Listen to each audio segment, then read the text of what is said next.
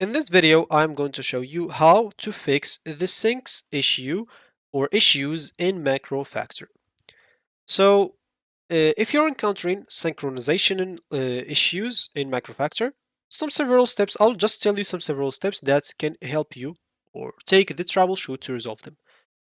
Because this can help one and cannot help the other. So if something did not work for you, just go to the other one. You can force a manual sync. So MacroFactor allows you to manually trigger a data sync.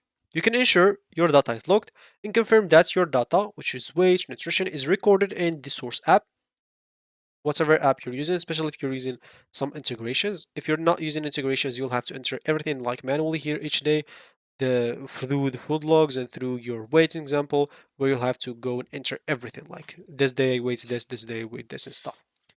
And then once you ensure your data is logged, you can check for manual entries. Like in MacroFactor, ensure there's no manual entries example or higher priority data for the day in question, as these can prevent like syncing.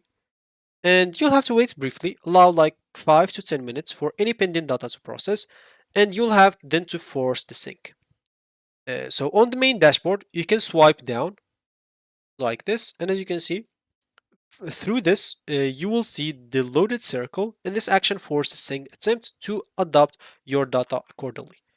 Again, this will be able to sync if you're using some integrations with any like, I don't know, Health Connects, Fitbits, or whatever else. If you're using maybe an Apple or something like that, could be different.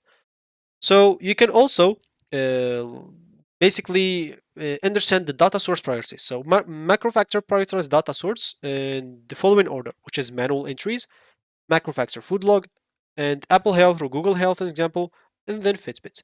So if you entered like data manually or used MacroFactor food log in the app, will prioritize this information over sync data from other sources.